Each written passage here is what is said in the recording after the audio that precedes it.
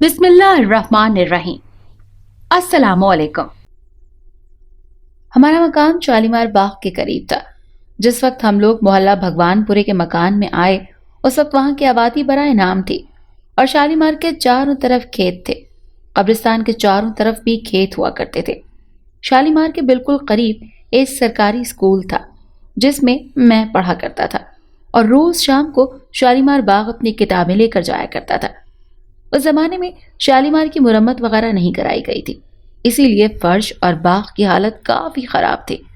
आमों के दरख्त अलबत्ता जरूर थे, उनके नीचे लोग सोया करते थे, क्योंकि बाग में सुकून ही सुकून होता था। इसीलिए मैं भी वहीं पढ़ता रहता था। हमारे मकान में 3 मंजिलें थी। नीचे 4 बड़े कमरे थे, इससे ऊपर भी 4 कमरे थे और उसकी छत पर सिर्फ 2 कमरे थे और बाकी खुली छत थी। एक कमरे में फालतू काट कबाड़ भरा रहता था, एक कमरा साफ था। ये दोनों कमरे आमने सामने थे। मैं जिस कमरे में अपनी किताबें वगैरह रखता था वो बड़ा हवादार था। उस जमाने में यहाँ पर बिजली नहीं थी। ये मकान किसी सिख का था और वो हिंदुस्तान जाते वक्त बड़ी जल्दी में गया था, इसीलिए बहुत सा सामान भी छोड़ गया था। यह मकान उस आबादी का अच्छा मकान था और इस जमाने में सबसे ऊंचा था और छत से शालीमार बाग नजर आता था। मैं स्कूल से आने के बाद खाना खाकर ऊपर वाले कमरे में आ जाया करता था और स्कूल का काम करता था। यहाँ पर मैं 2-3 घंटे गुजारता था। शाम 5 बजे मैं क्रिकेट खेलने चला जाता। मेरे पढ़ने का असल वक्त दोपहर का होता था। एक दिन दरवाज़ा खुला था। मैं दरी पर नहीं बल्कि दरवाजे के सामने किताबें खोले बैठा पढ़ रहा था। सामने वाले काट कबाड़ के कमरे का भी दरवाज़ा खुला था। उसके दरवाजे पर एक गुलहरी बैठी थी और उसकी ब्रश नुमा दुम हिल रही थी। वो धूप में बैठी थी। उसकी दुम चमक रही थी, मगर उसकी दुम सफ़ेद नहीं थी, बल्कि दुम का रंग सुनहरी था और वो बड़ी अच्छी लग रही थी। कुछ देर के बाद वो उस काट कबाड़ के कमरे में चली गई। दूसरे दिन मैं थोड़ी सी रोटी ले आया और रोटी मैंने साए में रख दी और दरी बिछाकर पढ़ने लगा। कुछ ही देर में वही सुनहरी दुम वाली गुलहरी कमरे से बाहर आ गई और बड़ी एहतियात से आगे बढ़ते बढ़ते रोटी तक आ गई और दोनों पंजों में रोटी पकड़कर खाने लगी और रोटी खाने के बाद भी कुछ देर मेरी तरफ मुंह करके बैठी रही और फिर चली गई। मैंने सोचा पानी भी रखना था। दूसरे दिन मैं पराठे का टुकड़ा ले आया और एक प्याली में पानी भी रख दिया और पहले वाले मकाम से जरा सा और करीब अपनी तरफ रखा। मैं दरी पर बैठ गया, किताबें और कॉपियां निकाल कर काम करने लगा। कुछ ही देर में वो कमरे से बाहर आ गई और फिर बड़ी एहतियात से पराठे की तरफ आई और खाने लगी। खाने के बाद उसने पानी भी पिया और वहीं पर 2 टांगों पर बैठी मुझे देखती रही। मैं पढ़ता रहा और वो देखती रही। कई दफ़ा वो अंदर कमरे में भी गई, मगर फिर वापस आ गई। मैंने वक्त मुकर्ररा पर किताबें बस्ते में रखी और दरी तय कर दी। वो उस जगह बैठी हुई थी। मैंने अजराह मजाक कहा, अब जाओ बेगम साहिबा, मैं भी जाता हूँ, और मैं जीने से उतरने लगा। वो जीने तक आई और फिर चली गई। मैं रोज़ाना उसके लिए कभी पराठा कभी बिस्किट ले आता और पानी रख देता। वो मेरा इंतज़ार करती। अब वो मेरे बहुत नज़दीक आकर भी खा लिया करती थी। मैंने उसको पकड़ने की कभी कोशिश नहीं की थी, क्योंकि वो इतनी नाजुक सी थी कि मैं पकड़ूंगा तो वो कहीं मारे डर के मर ही न जाए। वो मुझसे खौफजदा भी नहीं थी। दरी पर आ जाया करती थी, किताबों पर बैठ जाती थी। वो वाकई में बहुत खूबसूरत और सुनहरी गुलहरी थी। उसके जिस्म के बाल सफ़ेदी माइल सुनहरे थे। दुम तो पूरी सोने की लगती थी। वो पूरी तरह मुझसे हिल गई थी। उसका डर और खौफ खत्म हो गया था। मैं उससे बातें भी करता था। वो मेरी तरफ अपनी नन्ही नन्ही आंखों से देखती रहती और उसकी दुम लहराती रहती। कभी कभी मुझे लगता कि उसकी छोटी छोटी आंखें मुझसे कुछ कह रही हैं, मगर मैं खुद अपने ख्याल पर हंस पड़ता और अपने काम में लग जाता। मैट्रिक के इम्तिहानात हो रहे थे। मैं सख्त मेहनत कर रहा था। मैं सारे पर्चे अच्छे देना चाहता था और मेरे पास और कोई चारा भी नहीं था, क्योंकि मैं पढ़ने वाला बच्चा था। लिहाजा मेरे सारे पर्चे बहुत अच्छे हुए और मैं पास हो गया। अम्मा ने पूरे मोहल्ले में मिठाई तकसीम की। मैं एक लड्डू लेकर आया और ऊपर चला गया। अम्मी ने कहा, अरे क्या ऊपर जाकर खाएगा? मैंने कहा, मेरा एक दोस्त है, उसको खिलाना है। मैं ऊपर आया और मैंने आवाज़ दी, कहाँ हो सुनहरी बेगम, अपनी मिठाई तो खा लो। میں پاس ہو گیا ہوں۔ کمرے کے دروازے پر گلہری فوراً آ گئی۔ میں نے لڈو دکھایا تو وہ آگے بڑھی۔ میں بیٹھ گیا اور وہ بے دھڑک میرے پاس آ کر بیٹھ گئی اور لڈو کھانے لگی۔ میں نے کہا، اب میں کالج میں پڑھنے جاؤں گا، میرے لیے دعا کرنا، میں وہاں پر بھی کامیاب ہوتا رہوں۔ اس دم تیزی سے لہرائی۔ میں کھڑا ہو گیا۔ وہ میرے ہاتھ پر ہی آ گئی تھی۔ میں نے آہستہ سے اس کو کمرے کے دروازے پر چھوڑ دیا اور نیچے آ گیا۔ امی بولی، اوپر تمہارا کون سا دوست ہے؟ میں نے ہنس کر کہا، ایک گلہری ہے، بڑی خوبصورت سنہری دم والی، وہ میری دوست ہے۔ اور یہ سن کر امی ہنس پڑی۔ کالج میں آنے کے بعد بھی میرے پڑھنے کے اوقات وہی تھے۔ گلہری میری منتظر رہا کرتی تھی۔ وہ اپنے نام کو بھی پہچان گئی تھی۔ میرے کاندھے پر آ کر بیٹھ جاتی۔ کبھی ایسا نہیں ہوا کہ میں نے اس کو آواز دی اور وہ نہ آئی۔ میں اس کے کھانے کو کچھ نہ کچھ ضرور لے کر آتا تھا، مگر حیرت کی بات یہ تھی کہ امی یا کوئی اور اوپر آتا تو وہ ہرگز کمرے سے باہر نہ آتی۔ اس کو کسی نے نہیں دیکھا تھا۔ امی کہتی تھی کہ گلہری سنہری ہوتی ہی نہیں ہے۔ اب مجھے امتحانات کے دوران اکثر ایسا لگا کہ میں انہی سوالات کو زیادہ توجہ سے پڑھتا ہوں جو کہ امتحان کے پرچے میں آنے والے ہوتے ہیں۔ بہت سے اہم سوال جو کہ پرچے میں آنے کی امید ہوتی میں چھوڑ دیتا، اور وہ واقعی سوال پرچے میں نہیں ہوتے اور میرے یاد کیے سوال ہوتے۔ اس طرح میرا پرچہ اچھا ہوتا۔ میٹرک کے بعد یونیورسٹی تک میرے ساتھ یہی ہوتا رہا۔ میں خود حیران ہوتا کہ مجھے کیوں کر اندازہ ہو جاتا ہے کہ یہی سوال آئیں گے۔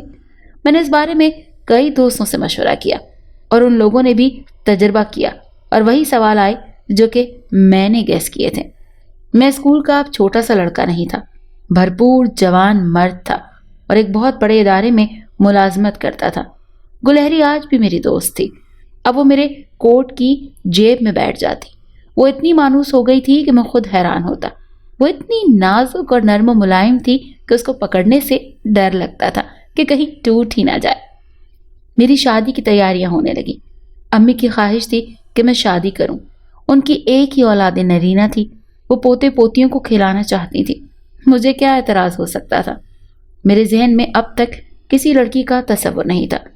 میری دوست تو ایک گلہری تھی جس کو میرے سوا کسی نے نہیں دیکھا تھا۔ وہ اب بھی چھت کے کمرے میں رہتی تھی۔ میں اس کے پاس جایا کرتا تھا۔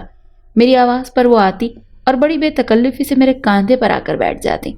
میں نے ایک دن اس کو کہا، سنہری بیگم، میری شادی کی تیاریاں اماں کر رہی ہیں۔ وہ میری ہتھیلی پر کھڑی ہو گئی اور میری طرف دیکھنے لگی۔ ایک لمحے کو مجھے یوں لگا جیسے اس کی چھوٹی چھوٹی آنکھیں بڑی ہو رہی ہیں۔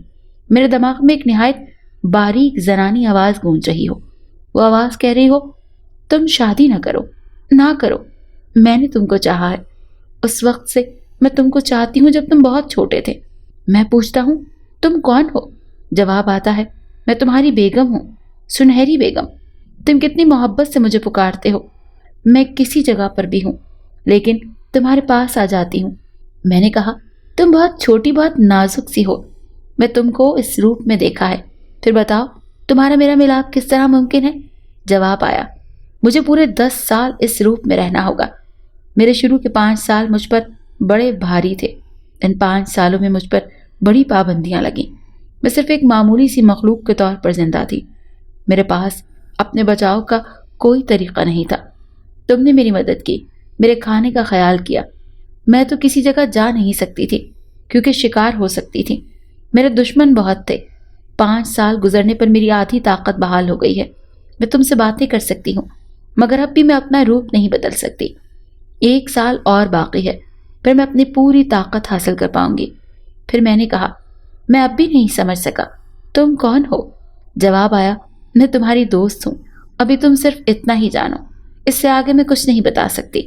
میری پابندیاں ابھی باقی ہیں، میں پوری طرح آزاد نہیں ہوں۔ تمہاری دنیا کے علاوہ اس کائنات میں ایک ماورائی دنیا بھی آباد ہے۔ ابھی اور زیادہ کی کھوج نہ کرو، وقت آنے پر میں خود تم کو بتاؤں گی، مگر میری یہ درخواست ہے کہ تم شادی نہ کرو۔ میں نے کہا، اماں کا اصرار بڑھتا جا رہا ہے، ابا بھی یہی چاہتے ہیں، میں ان کو کس طرح منع کر دوں؟ اس کا ایک طریقہ ہے، تم 1 سال کے لیے اس شہر سے چلے جاؤ، یہاں سے باہر۔ کس طرح جاؤں یہاں سے؟ میری ملازمت ہے، گھر ہے، فلاں جگہ پر ایک کمپنی ہے، اس کو تمہاری ضرورت ہے۔ وہ کمپنی تم کو 1 سال کے لیے ملک سے باہر اپنے کام کے لیے بھیج دے گی۔ میں تمہارا اسی جگہ انتظار کروں گی۔ 1 سال کے بعد مجھ پر سے پابندیاں ختم ہو جائیں گی۔ تو میں خود تمہارے پاس آ جاؤں گی. اب تم کوئی سوال نہ کرنا. مجھے کس طرح پتا چلا کہ وہ کمپنی تمہارا انتظار کر رہی ہے؟ اس کا نام GRW ہے. پھر میں نے محسوس کیا کہ اس کی آنکھوں کا سائز گھٹ گیا اور وہ میرے سامنے میری ہتھیلی پر سنہری بیگم کھڑی تھی. یہ پہلا اتفاق تھا، مگر مجھے کسی قسم کا خوف یا ڈر نہیں لگا، بلکہ کچھ خوشی سی محسوس ہوئی اور میں مسکرا دیا.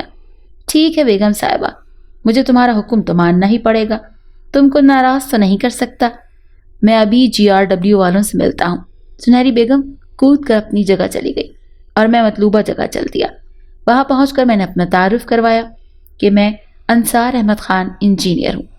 آپ کا تو ہم انتظار کر رہے تھے. آپ کی درخواست منظور ہو چکی ہے. آپ کو اسی ہفتے اٹلی جانا ہے. میری درخواست منظور ہو گئی ہے؟ میں نے حیرت سے کہا. ہاں، آپ کا تعلیمی ریکارڈ اتنا شاندار ہے کہ آپ کو ہی منتخب ہونا تھا. مگر میں نے تو کوئی درخواست نہیں دی تھی، میں نے کہا. چیف انجینئر ہنس کر بولا. آپ مذاق بھی سنجیدہ انداز میں خوب کرتے ہیں. بہرحال آپ تیاری کریں، پاسپورٹ جمع کرا دیں تاکہ جانے کے کاغذات بن جائیں. آپ پورے 1 سال اٹلی میں کام کریں گے.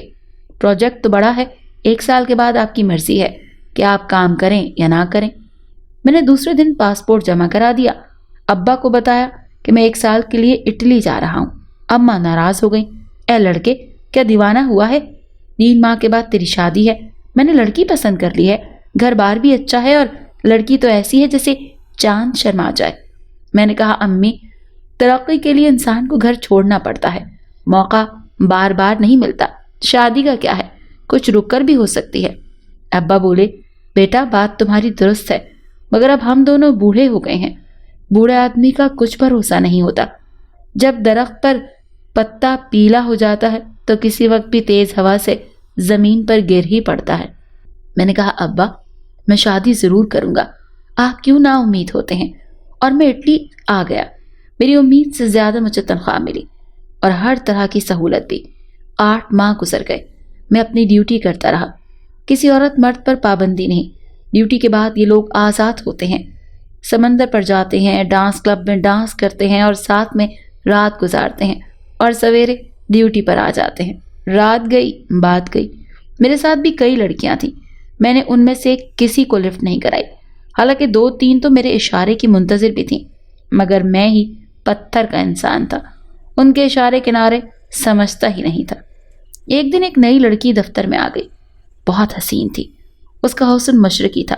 نقش و نگار اور بات کرنے کا انداز مشرقی تھا. آنکھوں میں شرم و حیا بھی نظر آتی تھی اور لباس بھی ایسا تھا کہ اس کے جسم کی پردہ پوشی کرتا تھا. میں نے اندازہ لگا لیا کہ وہ آہستہ آہستہ میرے قریب آ رہی ہے. اور ایک دن اس نے کہا، آپ انصار احمد خان ہیں؟ میں نے جواب دیا، ہاں، میرا یہی نام ہے. وہ بولی، میری ماں پاکستانی تھی اور باپ اٹالین تھا. میں نے کہا، اسی لیے آپ کے نقش مشرقی ہیں. وہ بولی، میں اپنی ماں کی طرح ہی ہوں. میں یہاں رہتی ہوں مگر میرا دل پاکستان جانے کو کرتا ہے. میری ماں پاکستان کی بہت تعریف کرتی تھی. یہاں کی عورت نے تو اپنی شرم و حیا ختم ہی کر دی ہے. پاکستان میں تو ایسا نہیں ہوگا. میں نے اس کو بتایا، وہاں پر عورت شمع محفل نہیں ہے. وہ صرف مرد کو خوش کرنے کے لیے مشین نہیں ہے. اس کی ایک عزت ہے، وقار ہے. وہ بہترین ماں ہے، محبت کرنے والی بہن ہے اور شوہر کی خدمت کرنے والی بیوی. اس نے تعجب سے سنا اور بولی، میں کسی پاکستانی سے شادی کروں گی. میں نے کہا، ضرور کرنا، لیکن اس کے لیے تم کو پاکستان جانا ہوگا. تم میری مدد کرو گے؟ وہ بولی، کوئی اچھا سا لڑکا تلاش کرنے کے بعد تمہاری شادی کروا دوں گا. میں نے کہا. وہ کچھ دیر میری طرف دیکھتی رہی. وہ واقعی حسین لڑکی تھی. کچھ دیر کے بعد وہ بولی، تم کیا اچھے نہیں ہو؟ مجھے اب احساس ہوا کہ اس کے دل میں کیا ہے، مگر میں نے بات ادھار نہیں رکھی، نہ اس کو امید پر رکھا اور صاف الفاظ میں کہا، میں بک ہوں، کسی کے حکم پر آیا ہوں، شادی کرنے نہیں. مجھے امید تھی کہ میری بات سن کر وہ بجھ جائے گی، مگر ایسا نہیں ہوا. اس کے برعکس اس کے چہرے پر گلاب کھل گئے. خوشی اس کے چہرے سے ظاہر ہونے لگی. وہ بولی، تم جیت گئے. تم نے یہ پرچہ میری مدد کے بغیر حل کر لیا اور پورے نمبر لے گئے. میں نے حیرت سے کہا، تم کیا کہہ رہی ہو؟ میرے تو سر کے اوپر سے گزر گیا. صاف صاف بات کرو. میری پابندی ختم ہوئی. میں آزاد ہوں. دنیا کے کونے کونے میں جا سکتی ہوں. میں سنہری بیگم ہوں. میں نے حیرت سے کہا، تم وہی ہو، ننھی سی سنہری گلہری जो मेरी हथेली पर बैठकर खाती थी? वो बोली, हाँ, वही तुम्हारी सुनहरी बेगम। तुमको अच्छा लगा कि नहीं, सच बताओ। मैं तो हैरत के समंदर में पड़ा हूं, कुछ यकीन ही नहीं और बेयकीनी की कैफियत है। मैं समझ में नहीं पा रहा कि तुम क्या हो। एकदम से अपने ऊपर इतना वजन न डालो, वक्त के साथ साथ तुम्हारी समझ में आ जाएगा कि मैं क्या हूं। तुम पर पाबंदी जल्दी खत्म हो गई। मैंने कहा, नहीं, पाबंदी अपने वक्त पर ही खत्म हुई है, सिर्फ तुम्हारे साल में और हमारे वक्त का फर्क है। वो बोली, अब तुम आजाद हो? मैंने कहा। वो बोली, हाँ, पूरी तरह आजाद हूं। अब तुम गुलहरी नहीं हो, पूरी औरत हो। मैंने कहा, हाँ, पूरी औरत, मगर अब सिर्फ एक कमजोरी है, इसके बारे में नहीं बताऊंगी, पोशीदा बात है। वो बोली, मैं नहीं पूछूंगा। मैंने कहा, शाबाश, अच्छे बच्चे हो। वो बोली, बच्चे? हाँ, याद आ गया, मेरी माँ और बाप मेरे बच्चों के इंतजार में बैठे हैं। मैंने कहा, मैं अभी इस बारे में कुछ कह नहीं सकती, तुमको सब्र करना होगा। तुम भी मजबूर हो, तुमने मुझे मना किया, मैं मान गया, तुम्हारे हुक्म पर यहाँ आ गया। अब तुम मजबूर हो। मैं इंसान जैसी बन सकती हूँ मगर मुकम्मल नहीं। मेरी ताकत इंसानों से कहीं ज्यादा है, मगर फिर भी इंसान नहीं हूँ। मैं तुमको हर तरह खुश रख सकती हूँ, तुम्हारी ख्वाहिशात पूरी कर सकती हूँ, तुम्हारी हर चीज की तलब पूरी कर सकती हूँ, मगर अंदरूनी जिस्मानी तौर पर मैं अलग हूँ। फिर तुमने मुझे शादी से क्यों रोका? मैंने पूछा। मैं तुम्हारी मोहब्बत में पागल हो गई थी, किसी को तुम्हारे करीब नहीं देख सकती थी। वो बोली, अब मैं तुम्हारी मोहब्बत में इतना आगे जा चुका हूं कि किसी से भी शादी के बारे में सोच नहीं सकता। तुमने मुझे कहाँ खड़ा कर दिया है? मैंने पूछा। मैं तुम्हारी गुलाम हूं, नौकर हूं, जो कहो करूंगी। मैंने जो किया वो भी मोहब्बत से मजबूर होकर किया। मैं मोहब्बत में खुद गर्ज हो गई थी और अपनी मजबूरी भूल गई थी। अब मैं क्या करूं? मेरे माँ बाप इंतजार में है। मैंने कहा, तुम घर जाओ और माँ की पसंद पर शादी कर लो, मैं तुम्हारे रास्ते में नहीं आऊंगी। मुझे कोई औरत तुम्हारे जैसी नजर ही नहीं आती, मैं शादी किस तरह करूं? मैंने कहा, मैंने तुमको नहीं बताया मुझे 10 साल इंसानों में रहने की सजा क्यों दी गई थी। मेरी ताकत सल्ब कर ली गई थी और निहायत कमजोर गुलहरी की शक्ल दी गई थी ताकि मैं जल्द अज जल्द किसी का शिकार हो जाऊं। लाजमी था कि मैं जिंदा रहने को ग़िज़ा की तलाश में दरख्तों पर जाती और किसी का खुद ही शिकार हो जाती, मगर मुझे तुमने सहारा दिया और मैंने 10 साल आसानी के साथ गुजार लिए। मगर तुमको सजा क्यों दी गई थी? मैंने पूछा। मैंने कहा था ना, मैं किसी इंसान की बीवी बनूंगी। मुझे इंसान अच्छे लगते हैं, सबसे हसीन इंसान है, हर कोई इंसानी शक्ल इख्तियार करना चाहता है। तुम जिन्नात की नस्ल से ताल्लुक रखती हो? मैंने कहा, कायनात में क्या क्या है कौन जानता है। 1000 किस्म के ज़मीनी जानवर, लाखों किस्म की पानी के जानवर, सैकड़ों किस्म की वो मखलूक जो नज़रों से ओझल हैं। हम किसी के बारे में नहीं जानते, मगर हजरत इंसान ऐसा है जिसके बारे में शायद सब जानते हैं और उस जैसा बनना भी चाहते हैं। मैंने भी इंसानी रूप लिया। तुमने बताया नहीं कि तुम जिन्नात में से हो या कोई और? मैंने पूछा। मैं जिन्नात में से हूं। मुझे देखने की ख्वाहिश थी तो सिर्फ इंसान को थी और इंसान मेरे सामने है। तुम वाकई एक अच्छे इंसान हो। वो मुस्कुरा कर बोली। मेरी बात को हर तरफ घुमाओ फिराओ, मगर अपने बारे में कुछ न बताना। मैंने कहा, देखो मेरे दोस्त, ये कायनात इतनी बड़ी है कि इसका अंदाजा कोई नहीं कर सकता। जिस दुनिया में तुम रहते हो ये भी बहुत बड़ी है, मगर कायनात में ऐसी न जाने कितनी दुनियाएं आबाद हैं जिनके बारे में किसी को पता नहीं है। कायनात का बनाने वाला ही जानता है। लाखों राज बिखरे पड़े हैं जो किसी के ज़हन में नहीं आते। किसी को पता नहीं है कि वक्त की कहानी क्या है, वक्त क्या क्या करिश्मा साजियां करता है। लातादाद तिलिस्मात इस कायनात में बिखरे पड़े हैं। ये सब कारखाने कायनात के मालिक के हैं, उसके जैसा कोई नहीं है। कायनात की वसअत का अंदाजा किसी को नहीं है। शायद एक दुनिया का दूसरी दुनिया से फासला करोड़ों मील है और इससे भी कहीं ज्यादा। किसी दुनिया का राब्ता किसी दुनिया से नहीं रखा गया। यही निज़ाम है जो ना मालूम कब से है और कब तक चलेगा और कामयाबी से चलता रहेगा। बात अब तक अधूरी है। मैंने कहा, मैं जानती हूँ, मुझे उसका पूरा पूरा एहसास भी है कि मैं तुम्हारे काबिल नहीं हूँ। मैं तुम्हारी हर ख्वाहिश पूरी कर सकती हूँ, मगर तुमसे शादी के मामले में दूर रहूंगी। तुम शादी कर लो, मैं ये बर्दाश्त कर लूंगी। मैं तुम्हारी दासी हूँ, تم نے جو احسانات مجھ پر کیے ہیں، مجھ سے جو محبت کی ہے، اس کا جواب یہی ہو سکتا ہے۔ میں تمہارے لیے سنہری بیگم بن کر رہنا چاہتی ہوں۔ میں نے کہا، ٹھیک ہے بیگم، جو حکم کرو گی وہی میں کروں گا۔ میں نے کہا، اب تم گھر جاؤ، تمہاری شادی کی تیاریاں ہو رہی ہیں۔ مجھے افسوس ہے کہ میں اس میں شریک نہیں ہوں گی، مگر تم میری دوستی، میری رفاقت اور میری لازوال طاقت سے دور نہیں ہوگے۔ تم جب یاد کرو گے میں تمہارے پاس آ جاؤں گی۔ میرے بارے میں تمہاری دنیا کے لوگ نہیں جانتے، نہ میری طاقت کے بارے میں کسی کو اندازہ ہے۔ میں لاہور آ گیا۔ سنہری بیگم نے ٹھیک کہا تھا۔ اماں نے کہا، تم نے لکھا تھا کہ شادی کے 8 دن پہلے آ جاؤں گا۔ میں نے تاریخ رکھ دی، مگر ڈر رہی تھی کہ پتہ نہیں تم آؤ گے یا نہیں۔ میں نے تعجب سے کہا، میں نے لکھا تھا؟ تو وہ بولی، اور کون لکھے گا؟ میں نے دل میں سنہری بیگم کو یاد کیا اور کہا، ہاں یاد آ گیا، اور پھر میں آ بھی تو گیا نا۔ ماں کے چہرے پر خوشیاں ہی خوشیاں تھیں۔ ابا بھی شادی کی تیاریوں میں لگے تھے۔ میں نے کہا، ابا مجھے بھی کام بتائیں، میں آپ کو دوڑتے پھرتے ایسے ہی دیکھے جا رہا ہوں۔ یہ سن کر ابا بولے، سب انتظام ہو گیا ہے، ولیمے کا انتظام باقی ہے، وہ بھی جلدی ہو جائے گا۔ میں نے کہا، کتنے آدمیوں کا کھانا ہے؟ 1000 تو ہو ہی جائیں گے، برادری ہے اور رشتہ داریاں ہیں، اور پھر میری تو یہ آخری شادی ہے، کسی کو چھوڑ نہیں سکتا۔ ابا نے کہا، کہاں انتظام ہوگا یہ بھی بتا دیں۔ میں نے پوچھا، ارے اتنا میدان پڑا ہے، کہیں پر بھی ٹینٹ شامیانے لگ جائیں گے۔ وہ بولے۔ میں نے کہا، بس تو آپ بے فکر ہو جائیں، سب کام ہو جائے گا۔ بیٹا برادری کا معاملہ ہے، باورچی وغیرہ ڈھنگ کا کرنا، لوگ کھاتے بھی ہیں اور مذاق بھی اڑاتے ہیں، اور میری کون سی زیادہ اولاد ہے، زوردار طریقے سے کرنا چاہتا ہوں، لوگ یاد کریں کہ انصار کا ولیمہ کھایا تھا۔ یہی باتیں ہیں جن سے برادری اور رشتہ داروں میں عزت بڑھتی ہے۔ ابا نے بتایا۔ میں نے تسلی دی، ابا آپ بے فکر ہو جائیں، انشاءاللہ لوگ یاد رکھیں گے۔ شاباش، تو نے میرے سر سے بہت بڑا بوجھ اتار دیا، ابا نے کہا۔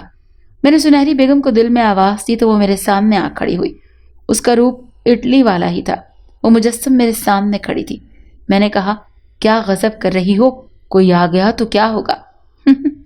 وہ مسکرا کر بولی، سب کو نظر نہیں آتی میں، تم نے یاد کیا ہے، صرف تم ہی کو نظر آتی ہوں۔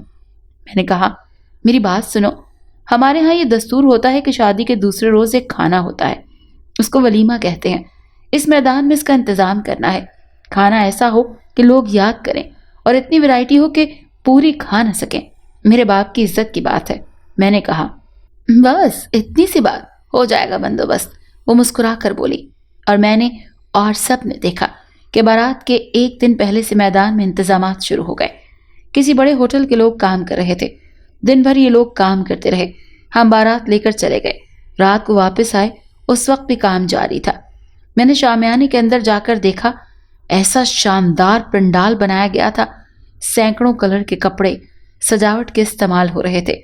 کرسیوں پر بھی بڑے بڑے غلاف چڑھے تھے۔ کرسیاں نہایت آرام دہ رکھی گئی تھیں۔ 1500 افراد کے بیٹھنے کی گنجائش رکھی گئی۔ کام کرنے والوں کے لباس ایک جیسے تھے، وہ کسی بڑے ادارے کے لوگ لگ رہے تھے۔ رات بھر سجاوٹ کا کام ہوا۔ دوسرے دن شام کو دعوت ولیمہ تھی۔ ایک بہت بڑے حصے میں کھانا پک رہا تھا۔ لاتعداد افراد اس کام میں لگے ہوئے تھے۔ کوئی کھانا ایسا نہیں تھا جو کہ دعوت میں موجود نہ ہو۔ 10-12 قسم کی تو میٹھی ڈشیں تھیں، کئی قسم کے کباب تھے، بے حساب چاولوں کی ڈشیں تھیں، ہر ڈش اپنی جگہ لاجواب۔ کام کرنے والے اس قدر تھے کہ ہر چیز ہر جگہ موجود تھی۔ ابا حیران تھے، میں خود حیران تھا۔ مہمانوں نے حیرت سے انتظامات دیکھے اور خوب کھایا۔ ہر شخص نے اتنا کھایا مگر پھر بھی حسرت لے کر گیا کہ وہ نہ کھا سکا۔ یہ ایک ایسی دعوت تھی جو کہ تاریخی تھی۔ بڑے بڑے لوگوں نے حیرت کا اظہار کیا۔ رات تک یہ دعوت جاری رہی۔ 1000 سے کہیں زیادہ لوگ آئے اور سب سیر ہو کر گئے۔ میدان میں سویرے کچھ بھی نہ تھا، پورا میدان صاف پڑا تھا۔ اتنی جلدی سب کچھ سمیٹ لیا گیا، یہ بھی حیرت کی بات تھی۔ ابا نے حیرت سے کہا، بیٹا تو نے تو بڑا خرچ کر دیا۔ میرا کچھ خرچ نہیں ہوا ابا، میں نے جواب دیا۔ پھر کس نے خرچ کیا؟ اماں بولی۔ میری سمجھ میں فوراً جواب آ گیا، ارے اماں یہ اٹلی والوں نے کیا ہے۔ اچھا، بڑے اچھے لوگ ہیں، اتنی بڑی دعوت ہم تو سوچ بھی نہیں سکتے تھے، ابا نے کہا، اور بات بن گئی۔ لوگ یاد کرتے ہیں مگر راز میں جانتا ہوں۔ میرا تعلق اس پیشے سے تھا جس میں مجھے بہت کم ایمانداری سے کام کرنے والے ملے۔ میں ایک کرین پر کھڑا تھا اور وہ کرین مجھے اس مقام پر لے جا رہی تھی جو میں نیچے سے نہیں دیکھ سکتا تھا۔ میں کم از کم 40 فٹ زمین سے اوپر تھا، مگر اچانک کرین رکی اور آپریٹر نے اشارے سے کہا کرین میں خرابی ہو گئی ہے، آگے نہیں جا رہی۔ میں اس مقام پر تھا کہ کسی طرف سے آسانی سے مدد نہیں آ سکتی تھی۔ میں سمجھ گیا کہ یہ سب بڑے ٹھیکیدار کی شرارت ہے۔ وہ مجھ سے کہہ چکا تھا کہ میری بات تو نے نہیں مانی تو میں تیرا بندوبست کر دوں گا۔ کرین اس کی تھی، آپریٹر اس کا تھا۔ بڑا آسان بہانہ اس کے پاس تھا کہ کرین میں خرابی ہو گئی۔ میرے پاس بچاؤ کا کوئی راستہ نہیں تھا، مگر بچانے والا اوپر بیٹھا ہے۔ میری نظروں کے سامنے سنہری بیگم ہوا میں اس طرح کھڑی تھی جیسے زمین پر کھڑی ہوتی ہے۔ وہ مجھے دیکھ کر مسکرا رہی تھی۔ اس دوران کرین نے ایک زوردار جھٹکا لیا۔ مجھے اس جھٹکے کے بعد زمین پر گر جانا تھا، مگر ایسا نہیں ہوا۔ جھٹکا مجھے ضرور لگا، مگر میں زمین پر نہیں گرا، اور پل کی دیوار جو مجھ سے 10-15 فٹ دور تھی اس میں پہنچ گیا اور دیوار سے اتر کر پل پر اتر گیا۔ ٹھیکیدار نیچے کھڑا میرے گرنے کا انتظار کر رہا تھا۔ وہ حیرت سے دیکھتا ہی رہا۔ اوپر آپریٹر کا چہرہ پیلا پڑ گیا۔ اس کے دونوں کی سمجھ میں نہیں آ رہا تھا کہ یہ ہوا کیا ہے۔ ان دونوں نے تو مجھے مارنے کا پورا انتظام کر لیا تھا اور ہر کام مکمل تھا۔ مجھے مرنا تھا، مگر میں اڑ کر دیوار کے اوپر کیسے چلا گیا؟ یہ بات ان کے لیے ایک تعجب تھی اور سب کے لیے تعجب تھی۔ میں نیچے آ گیا۔ بڑا ٹھیکیدار اور اس کے کچھ لوگ وہاں موجود تھے۔ میں اس کے قریب گیا اور کہا، سولت خان، مارنے والے سے بچانے والا زیادہ طاقتور ہے۔ تو نے دیکھ لیا، تو نے بہت کچھ غلط کیا ہے۔ سرکاری لوگوں کو خریدنے کو تیری پرانی عادت ہے۔ جو خریدا نہیں جاتا اس کو تو راستے سے ہٹا دیتا ہے، مگر اس دفعہ تو پھنس گیا ہے۔ تیرا آپریٹر جواد گمسم بیٹھا ہے، تیرے خلاف گواہی دینے والا ہے، اور تیرا بنایا ہوا یہ پل میں کینسل کرنے والا ہوں۔ تو میرا کچھ نہیں بگاڑ سکتا، اسی لیے کہ میں حق پر ہوں۔ تو بے ایمان ہے۔ میں نے رات میں پل کی پوری صورتحال، اس کے نقائص تفصیل کے ساتھ لکھے، اور اس کے ساتھ میں سولت خان کے بھی، جو دوسرے کام چل رہے تھے جہاں پر میری ڈیوٹی نہیں تھی، ان کے بھی نقائص تفصیل کے ساتھ تحریر کر دیے۔ اس کے لیے سنہری بیگم نے میری بہت مدد کی۔ سارے کام بند کر دیے اور انکوائری شروع ہو گئی۔ کچھ وہ لوگ بھی انکوائری کمیٹی میں تھے جو سولت خان کے خریدے ہوئے تھے، مگر ہر جگہ ہر پوائنٹ جس کی میں نے نشاندہی کی تھی چیک کیا گیا اور وہ معیار سے کمتر پایا گیا۔ اس کے ہمدرد بھی اس کی مدد نہ کر سکے۔ سولت خان کے سارے بل رک گئے اور بینک سیل کر دیے۔ پروجیکٹ توڑ کر اثر نو بنانے کے احکامات آ گئے۔ سولت خان کے کروڑوں روپے بینکوں میں اور بلوں کی صورت میں پھنس گئے۔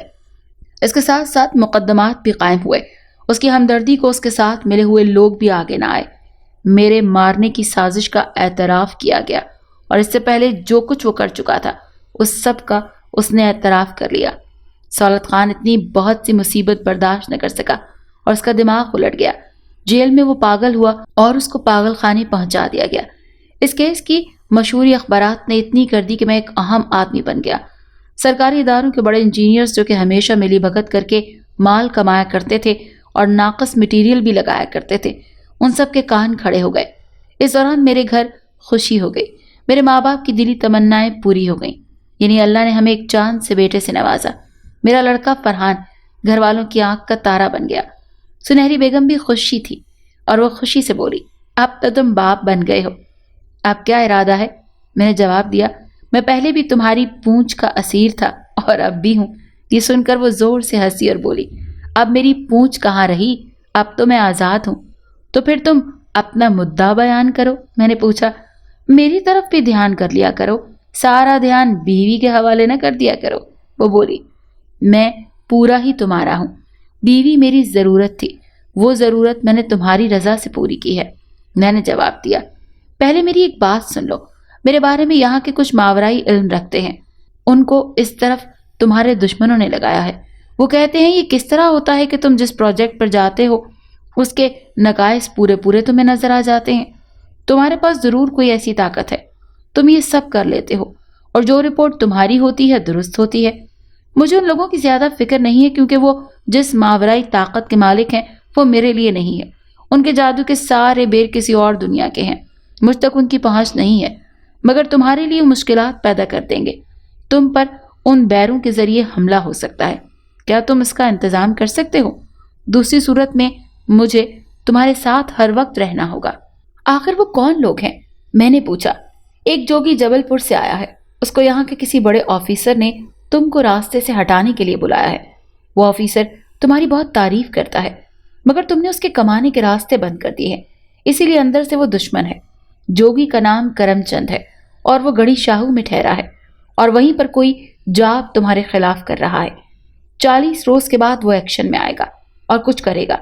मैं उसके खिलाफ 40 रोज तक कुछ नहीं कर सकती, क्योंकि वो कुंडल के अंदर है और कुंडल पर उसके सारे बैर बैठे उसकी हिफाजत कर रहे हैं। तुम अपनी हिफाजत का बंदोबस्त किसी और तरह कर सकते हो, जरूर करो, वो बोली।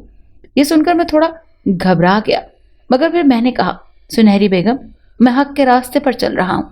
मेरे साथ मेरा खुदा है। मैं खुदा से मदद मांगूंगा, उसके प्यारे लोगों से कहूंगा कि वो मेरी मदद करें, तो वो जरूर मदद करेंगे। मैं दूसरे ही रोज दाता दरबार में हाजिर हो गया। मैंने दाता से अपनी मुश्किलात बयान की और बाहर आ गया। दरवाजे के करीब मेरे पास एक मलंग आ गया और बोला, फिक्र क्यों करता है? तो अपनी बात जिस तक पहुंचाने आया था पहुंच गई। ये ले, अपने दाएं बाजू पर बांध ले, तू महफूज हो गया। हक वालों का साथ हक वाले जरूर देते हैं। मैं वापस आ गया। सुनहरी बेगम ने पूछा, क्या हुआ, तुम आ गए? मैंने उसको बताया कि मेरे मौला ने करम कर दिया, मैं महफूज हूँ। मेरी नज़र में एक और बात आ गई। सुनहरी बेगम बोली। मैंने पूछा, बताओ क्या बात? मुझे तुम्हारे साथ तो रहने की जरूरत नहीं रही, मगर दुश्मन फिर दुश्मन है। मैंने पता किया है, ये जादूगर जो कुंडल में बैठा है निहायत बेरहम और जालिम आदमी है। वो तुम तक ना पहुंच सका तो ओछेपन पर भी आ सकता है, तुमसे वाबस्ता लोगों को नुकसान पहुंचा सकता है। वो भी न कर सका तो तुम्हारे काम पर असरअंदाज हो सकता है। बहुत कुछ हो सकता है। जो लोग शैतान के चेले हो जाते हैं वो सिर्फ नुकसान पहुंचाने की बात करते हैं, उनका काम ही शर पैदा करना है। फिर तवक्कुफ के बाद सुनहरी बेगम ने बताया, 40 दिन गुजर गए। जोगी करमचंद ने जाप पूरा कर लिया। सुनहरी बेगम ऊपर छत पर आ गई। उसको मेरी तरफ से फिक्र नहीं थी। घर पर रहना जरूरी था। मेरी तरफ शायद उस जोगी ने पेशकदमी की हो, मगर नाकाम हुआ। मुझे उसका अंदाजा नहीं। मेरी जेरे निगरानी कई प्रोजेक्ट पर काम हो रहा था। मैं हर जगह जाता था, काम की रफ्तार और तमाम काम चेक करता था। एक जगह सड़क के ऊपर एक बड़ी पुल बन रही थी। उसके नीचे एक नहर को गुजरना था। उस पुलिया को मजबूत होना चाहिए था। काम कोई उलझन का नहीं था और इत्मीनान से हो रहा था। साइट इंजीनियर निहायत तजर्बाकार और ईमानदार था। जिस कंपनी को बनाने का ठेका दिया गया था उनके बारे में भी रिपोर्ट अच्छी थी। हर चीज अपनी जगह दुरुस्त थी, मटेरियल, लोहा, डिजाइन। फिर क्या हुआ कि पिलर जो कि बोरिंग करके बनाए गए थे जमीन में बैठ गए और ये छोटी सी पुलिया टेढ़ी हो गई। ये पहला वाक़या था, मगर मेरे लिए बदनामी का बायस बन गया। इसके बारे में तहकीकात करने की सिफारिश मैंने खुद की। काम बंद हो गया और हफ्ते के बाद एक्सपर्ट्स की रिपोर्ट आ गई। उन्होंने किसी खराबी की निशानदेही नहीं की थी। बात हैरत की थी। मैंने फिर से काम का आगाज कर दिया। सुनहरी बेगम ने कहा कि यह काम उस जोगी का है। वो तुम पर कुछ न कर सका तो तुमको बदनाम करने के लिए ये कर रहा है। मैं देख लूंगी। काम फिर उसी मकाम पर आ गया जिस मकाम पर पहले बिगड़ा था। सुनहरी बेगम मेरे साथ थी। मैं फिर बदनाम नहीं होना चाहता। वो आ गया है और जमीन के अंदर उसके बैर फिर जमीन खोखली करने वाले हैं ताकि फिर पुलिया बैठ जाए, मगर इस दफा मैं उनको अंदर नहीं जाने दूंगी। रात के अंधेरे में जोगी के बैर आए और फिर वापस दौड़ गए। कई बार ऐसा हुआ मगर वो कुछ न कर सके। सारी रात ये दौड़ भाग होती रही। जोगी ने हर तरह जानने की कोशिश की कि कौन उनको दौड़ा रहा है। जादुई बैर जो हुक्म के गुलाम होते हैं जोगी से बेजार होकर भाग गए। ये ड्रामा साइट पर होता रहा। मैं घर में सोता रहा। मेरे साथ कुछ ना हुआ। जोगी की विद्या ने कुछ ना बताया। उसके हर बड़े बैर को मुंह की खानी पड़ी। उसके जाप और मेहनत सब बेकार गया। एक मामूली काम नहीं हुआ। फिर वो मेरी तरफ आया मगर मेरे करीब ना आ सका। फिर घर की तरफ गया मगर वहां पर सुनहरी बेगम ने मौजूद थी। उसने उसको दौड़ा दिया। वो अब तक अंधेरे में था। उसको अब तक अंदाजा नहीं हुआ था कि जादुई दुनिया के बड़े बड़े नाम दौड़ रहे थे। ये कौन है? ये जरूर कोई ताकत ऐसी है जो मेरी हद से आगे है। सब तरफ से नाकाम होने के बाद उसने अपने चेहरे पर दूसरा चेहरा लगाया और बड़ी मिस्कीन सूरत के साथ मेरे पास आ गया। सुनहरी बेगम ने मुझे बता दिया कि ये वही जोगी है। वो आते ही बोला, आपके दर्शन को आया हूँ महाराज। मैंने कहा, मैं कोई इतना बड़ा आदमी तो नहीं हूँ कि तुम्हें दर्शन के लिए आना पड़े। अरे नहीं सरकार, ऐसी भी कोई बात नहीं, वो बोला। मैंने कहा, देखो महाशय, तुम जानते हो कि मैं क्या हूँ और तुम जो रूप बदल कर मेरे पास आए हो तो ये ना समझ लेना کہ میں تم کو نہیں پہچانتا، مگر خیر تم نے جو کیا وہ تو کر لیا، اب کچھ نہ کرنا، اور اگر کرو گے تو معافی نہیں ہوگی۔ میری بات جوگی نے حیرت سے سنی اور پھر بولا، واہ مہاراج، میں مان گیا آپ کو اور آپ کی شکتی کو، مگر ایک کرپا کر دو تو مہربانی ہوگی۔ وہ بولا، بولو کیا بات ہے؟ میں نے پوچھا۔ میں نے زندگی برف پوش پہاڑوں اور جنگلوں میں گزاری ہے، ہر مشکل جاب کیا ہے۔ میں سمجھتا تھا کہ میری شکتی اپرم پار ہو گئی ہے، میرے بیر ہر کام کر سکتے ہیں، مگر میں تھک گیا، میں ہار گیا۔ تمہارے پاس صرف ایک بیر ہے، وہ ان سب پر بھاری پڑ گیا۔ اس کے بارے میں اب تک مجھے نہیں پتا، وہ کون ہے، کس ماورائی دیوی دیوتا کا اس پر ہاتھ ہے۔ اس کے نہ سمجھ میں آنے والے منتر ایسے ہیں کہ میرے بیر بھاگ جاتے ہیں۔ وہ کون ہے؟ مجھے اس کے بارے میں بتاؤ۔ قسم ہے مجھے میرے گرو کی، میں اپنے سارے بیروں کو آزاد کر دوں گا، مجھے ان کی ضرورت نہیں رہے گی۔ جوگی بولا، میری بات کو تو تسلیم نہیں کرے گا، مگر میں جھوٹ نہیں بولوں گا، تجھے بتا دوں گا، لیکن شاید تیری سمجھ میں نہ آئے۔ میں نے کہا، میں جانتا ہوں تم جھوٹ نہیں بولو گے۔ وہ بولا، تو سن، مجھے ذرا نہیں پتا کہ وہ کون ہے، وہ تیرے سامنے کھڑی ہے، تیری باتیں سن رہی ہے، تجھے نظر نہیں آ رہی، مگر میں دیکھ سکتا ہوں۔ شیطانوں کے زیر اثر جو ہوگا وہ اس کے خلاف ہے، وہ کس دنیا کی ہے، وہ کس طاقت کی مالک ہے، وہ کیا کیا کر سکتی ہے، میں نہیں جانتا۔ تو اور تیرا علم اس کے سامنے بہت معمولی ہیں۔ تو نے بیکار اپنی عمر برباد کی، اگر تو نے انسانوں کی خدمت کی ہوتی تو وہ خود تیرے سامنے آ جاتی، مگر تو اس وقت اس قابل نہیں ہے کہ وہ تیرے سامنے آ جائے۔ تو خود کو بدل سکتا ہے تو نئے نئے چہرے بدلنا چھوڑ کر ایک چہرہ اپنا لے، وہ چہرہ انسانوں کی خدمت کا چہرہ ہو۔ پھر دیکھ تیرے سامنے کیا کیا جلوے ہوتے ہیں۔ اندھیری دنیا کو چھوڑ کر روشنی میں آ جا، دیکھ اندھیرا کتنا ہی گہرا ہو، روشنی ایک معمولی کرن اس اندھیرے کو دور کر دیتی ہے۔ تو کتنا بے وقوف ہے، روشنی کو چھوڑ کر اندھیروں میں رہنا چاہتا ہے۔ میری بات پر غور کر، میں نے کہا۔ جوگی نے گردن جھکا کر میری بات سنی، پھر اس نے گردن اوپر کی۔ اس کے چہرے پر ندامت اور شرمندگی کے آثار نمایاں تھے، آنکھوں سے آنسو روا تھے۔ وہ خاموشی سے اپنی جگہ کھڑا ہوا اور گردن جھکا کر چلا گیا۔ اس کے جانے کے بعد سنہری بیگم نے کہا، آج تم نے بہت بڑا پروجیکٹ مکمل کر لیا، تم اب مکمل ہو۔ میں نے تم کو کچھ نہیں دیا، تم نے مجھ سے کچھ طلب نہیں کیا، ہماری دوستی یہی تھی۔ میں اب واپس جا رہی ہوں، میری مدت پوری ہوئی، میرا تجربہ ناکام ہوا۔ اس دنیا کے انسان کے لیے میں کام کی نہیں ہوں، میں قدرت سے معافی مانگوں گی۔ ہر جگہ کے الگ الگ قاعدے ہیں، ہر جگہ اچھائیاں اور برائیاں ہیں، تم جیسے بھی یہاں پر ہیں، اور جوگی کرم چند جیسے بھی بہت ہیں، ٹھیکیدار سولت خان جیسے بھی ہیں۔ اس دنیا کا تاثر میرے دل میں برا نہیں ہے۔ اور سنہری بیگم ہوا میں تحلیل ہو گئی۔ میں حیرت سے اس کو دیکھتا رہا، اور وہ جس طرح میری زندگی میں آئی تھی اسی طرح چلی گئی۔ اگر آپ کو یہ کہانی اچھی لگی ہے تو اسے لائک کیجیے اور ہمارے چینل کہانی محل کو سبسکرائب کیجیے۔ اور ہاں، اگر آپ کے کسی دوست، رشتہ دار یا بہن کے ساتھ خدا نخواستہ اس طرح کا کوئی بھی واقعہ پیش آیا ہے تو ہمیں کامنٹ سیکشن میں اس کے بارے میں ضرور بتائیے۔